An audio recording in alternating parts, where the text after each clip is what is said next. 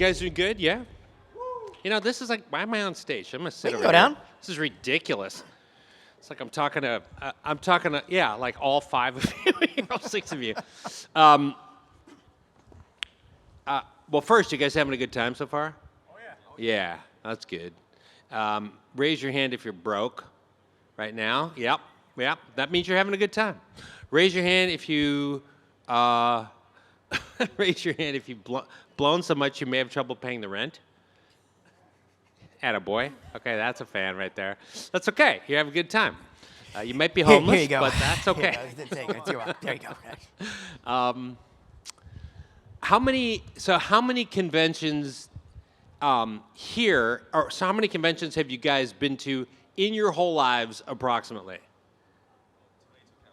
How many? Too many to count? Like 15, 20 plus. A million. You? Like over 30. Yeah. Holy smokes, and you? Same, and you? That's my second. All right, newbie. All right. Well, we're going to fill you in on everything that is. Now, what you may not know, and these guys will absolutely tell you, is that the only thing is, like, if it was your third one, we wouldn't have to say this to you, but, well, we'll tell you. Any money you have left, you have to give it to us. Now, this isn't something I want. It's not something even that they want. And I know the convention doesn't want it. It's just that it's just the way it is. Do you understand? Okay, awesome. We do take checks, right, guys? Excellent. No, I'm joking, of course. I'm just joking. Yeah, nobody takes checks anymore. Why? You know, they don't. And why do they Venmo. always have these things at airports? Like, isn't this Miami, Florida? Like, aren't there like the most beautiful hotels in the world in this city? Like, am I wrong? Like, I just was looking around.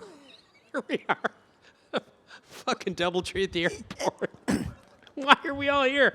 I guess, you know. In our defense, Yes. it is in the work. We have been on the beach before, and we will be. Our Why plans are to be too again. many fish? Like, why don't they have? What's the matter with it? It is kind of pricey out there, and not just the other two. It is kind of pricey for our guests too. It's like a cheeseburger on South Beach will cost you like $30. Yeah, but that's awesome. It's an awesome cheeseburger, though.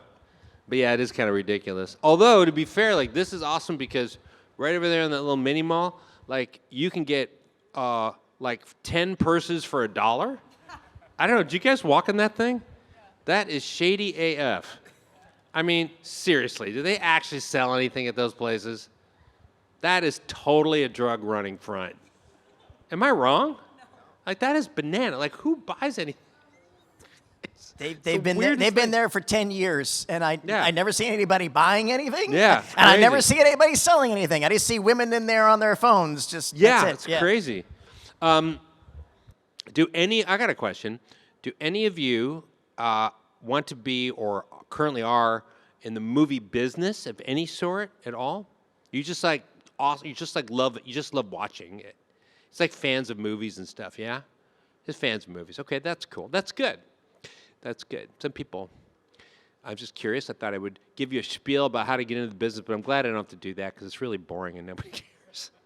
But people come to the table. They want, they're new to the business and they might want advice or something. Sometimes, and like they always say, I am an aspiring actor. I'm an aspiring screenwriter. That's sort of code for I don't really feel like doing anything. I just want to call myself one. But if you say you are, like, that's really hard to do. And one guy did. He came up and goes, I am a screenwriter. I went, oh, like, that's really cool. And he was, too. He, like, worked really hard all the time. Anyway, just curious. So good. Get that out of the way. Okay, so did you guys see the Terrifier just now? Were you there? Was it good? They're pretty interesting. Yeah, those guys are pretty interesting. Yeah, that movie went crazy. It made like $1 billion. I don't know why, but it's awesome. It's freaking great. Okay, well, while we're here and we don't have too much time, who has questions? Anybody have questions you want to ask me at all? No? Yeah, dude. All right. Hold on. Let me get the microphone there because we're doing it for the YouTube. So I was like, what's your name? My name is Cole. Okay, Cole. Hey, Cole. What was your favorite experience working on Army of Darkness? Oh, my favorite experience?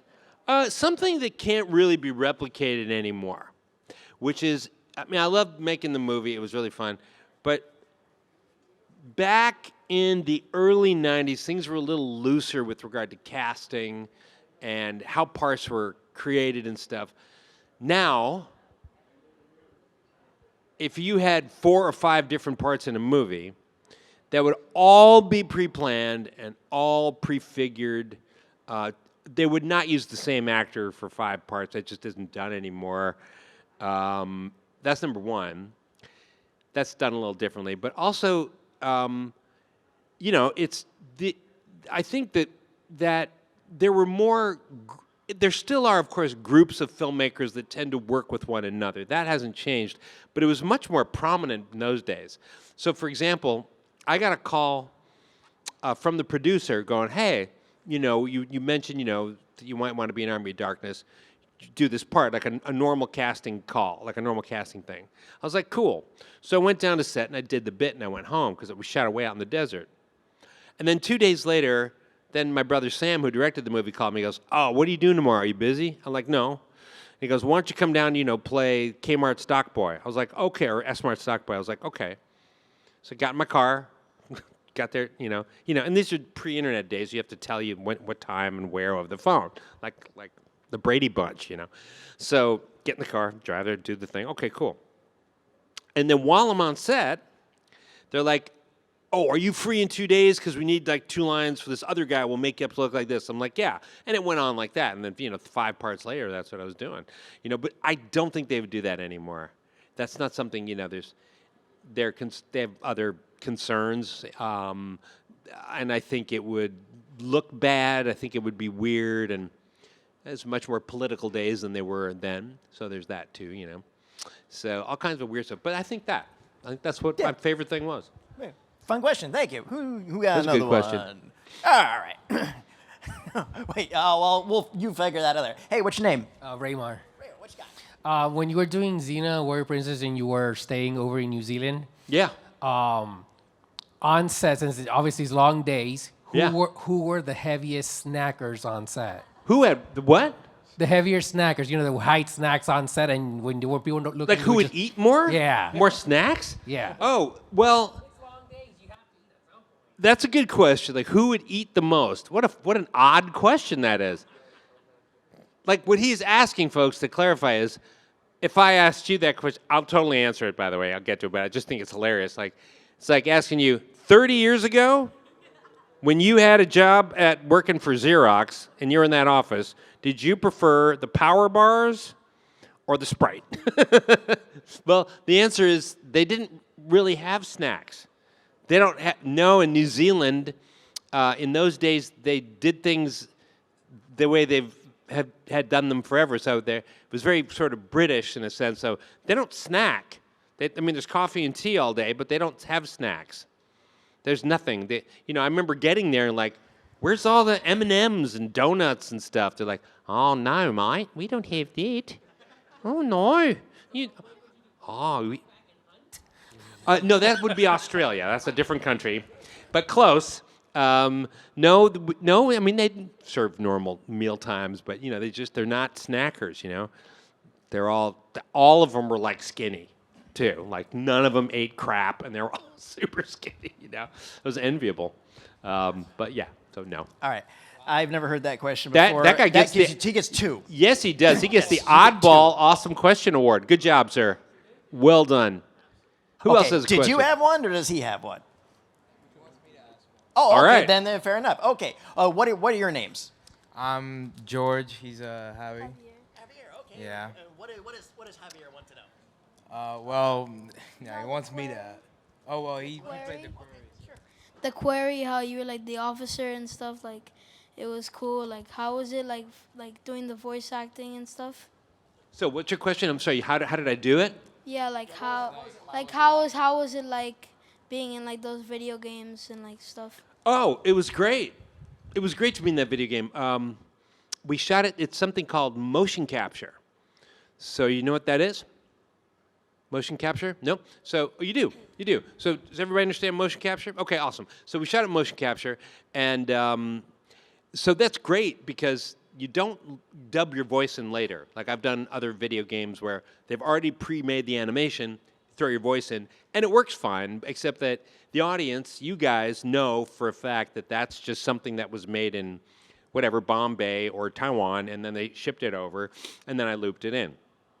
So in this case, though, I am there with all of those other actors. It's absolutely, you can tell just by the way I'm saying the lines and the other actors are, that me, Siobhan Williams, and Lance Henriksen, and all those guys, you know, Lin Shaye, we're all there, and we're all doing the scene together, and that's the difference. That's why I really, really loved it. Now, on a side note, can I ask you a question? How old are you? 11. You're 11. All right. So, are you the dad? No, I'm the brother. You're the brother. How old are you? 18. All right, 18. Now, you let your little brother play the Quarry? A little bit, you know. What's wrong with you? No, I'm just teasing you. I'm just teasing All right, you. one for you and one for you. Yeah, All good right. questions. Good questions. What's your name? George. Hello, Jorge. Jorge. Oh, Jorge. Yeah, Jorge. yeah. So I met you before. That's right. Yeah. Okay. mean- Who else has a question? Anybody have a question? Yeah, okay, he's got one. A few All right, more to if you go. A always- few more short questions to go. Yeah. Well, I mean, I wasn't here for like the first part, but I wanted to know because like I want to be like a director, right? All right. Sometimes like I've had like some like videos and stuff where I have him in it, you know. Yeah, cool. So, How like, is I he as wanted- an actor? Not Not so great. Yeah, he's we got to good. get you some acting lessons, Yeah. kid. You're ruining your brother's movies. Yeah. So I was wondering, like, how is it like working with your brother, like Sam, and like doing movies like that, you know? What was it like working with my brother? Yeah. It's great. It's great. I mean, I've been really lucky. I've worked with some very fine directors in my life, including Wes Craven and Toby Hooper and a ton of them. I'm a lucky guy. You know, I've more than I can count. John Carpenter, I'm a very lucky guy. But it's nice. But those guys are all brilliant, and I have nothing but praise for them. And it's also lovely to work with my brother because growing up together, you know what the other one likes usually without having to say anything. You know, was really a nice thing. So I would kind of tell, because directors are usually pretty vociferous when they let you know if they like something or not, you know. Sometimes it's good, and some directors would be like, that stunk, do it again, you know. Sometimes they're like that, but it's nice with, you know, family, because you can just see their face. You go, oh, they're not going to like that one, you know, or I loved it, you know. So that's nice. Yeah. Good fortune on your collaborative brotherly Yes, partnership. and I hope you guys make a lot of good movies together. Hey, I look forward to hosting you on this stage someday. me too. And what kind of movies do you want to act in, young man? I don't know. Any movie that he wants me to act No, in. wrong answer. Come here. Come up stage here for a second. Come here. Here's what you're gonna say. Come on over here. I want you to tell your brother this.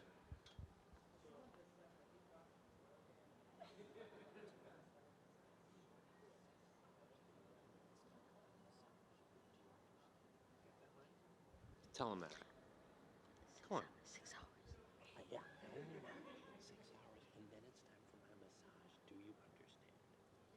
Okay, tell him. I only work 6 hours and then it's time for my massage. Do you understand? Good, and you remember that. Because when his rub down comes, you shut production down. Do you understand me? All right. Good job, young man. You're going to be a fine actor someday. All right, got time maybe one or two One more question. One more. All right, Anybody? we'll wrap Sir. this up. Okay. Hey, what's your name? My name is Ko. Hi, Keo. I really loved your character of Joxer on Xena, and Okay, I was thank you. wondering if you have any fun memories you want to share on the set. Oh, yeah, I mean, I think mostly I just really liked working with Lucy Lawless and Renee O'Connor. They were excellent acting partners, both of them. They were always cheerful. They were hardworking. They knew their lines backwards and forwards. You know, and it was kind of a breath of fresh air. I'd just gotten off another TV show at that point where it was nothing but dudes. It was SeaQuest. It was 8 guys. Well, there was like 1 girl. But it was like basically 8 guys going, rah, rah, and it was a military show. So like, you know, it's that. You know, it's that kind of thing. And then all of a sudden there's like these I'm transported to New Zealand. There's 2 girls. I'm in the woods. I'm like, what the hell is happening here? You know. So it was refreshing, but they were great actors, and I had great memory. You know. I think maybe I wasn't in a very good mental place when I went. I didn't want to leave my home, and I kept having to leave America for New Zealand frequently. I think I didn't care for that. But other than that, New Zealand's a fine country, and Lucy and Renee were awesome to work with. One more question I think we can take. Anybody? This one? Yes, miss. Hi, what's your name? Hi, I'm Vanessa. Hello, Vanessa. So my question is, of all your movies, which one are you most proud of and I should go watch right now after this? That's a good question. I'm proud of different ones for different reasons, so it's kind of hard to say. But I think if I had to answer your question, I would say it's not a movie; it's a video game, The Quarry. I honestly think I've never been better, and you reach a point in your life if you're an artist, or actually you don't have to be an artist. My God, it happens to everybody at some point if they're a half-thinking human being, and in any aspect of your life, dating, marriage, your work, whatever, where you go, man, I wish I could throw all that out and just start here, because you finally figure it out at some point. Maybe you figure it out at 20, maybe you figure it out at 50, whatever it is. I didn't figure it out till 54, you know. But Picasso, the great artist, of course, we only have very few Picassos. He painted a bajillion things. We still have a lot of his things. He threw almost all of his stuff in the fire. He threw almost all of his stuff in the fire because he reached a point in his career where he was like, this is the way I should have been painting my whole life. And he took all those paintings, he bought as many as he could back, and burned them. Now, you may wonder, oh my God, how could you do that? But when I was a kid and I heard about that, I'm like, what the hell was he thinking? We want to see his old work, but no. And I saw his old work. You know, it did kind of suck. It did. It wasn't very good. It was kind of boring. And, I mean, you could tell there was some brilliance in it, but it's all the stuff that we know now of Picasso's. You're like, holy smokes, this guy's insane. And I wish I could do that, but I can't. So to tell you the truth, about 95% of everything I've ever done, I think, is lousy. And I never see it because I hate viewing myself in it. I think I'm terrible in it. And about 5% of everything I've done, I think, is really good. And The Quarry is number 1 in that 5%. So there you go. That was a question. Folks, thank you so much in our tiny little group. I feel like, you know, this is like an AA meeting or something. But Absolutely. Doesn't it? I mean, it sort of feels like that. I got 2 things. Yes, sir. 1, any upcoming projects you're allowed to share with us? Kind of. I have a new video game coming out. This one is a first-person shooter horror type game. So I can't tell you any more than that, I'm afraid. And a new drama, comedy drama, something I vowed never to do after making my last drama, which was 2 years ago, because nobody wanted to buy the effing thing, because no one cares about drama in the movie business. So, and then I go to work on a new horror film the beginning of next year. So that happens. Oh, and also I'm directing a new music video for a band I love very much, and I can't tell you what that is either. So I'm so Stay sorry. tuned. That's 3 lousy answers to a perfectly legitimate question. But there you go. Okay, any more questions, kids? Gang? All right, so... He'll be back at his table in a few minutes if you yes, want to I will. stop on by. Yeah, So, okay. All right. Thanks, you guys. This was See you Jet Raimi. soon. That was our time. Ronald, Hold thank on. you so much.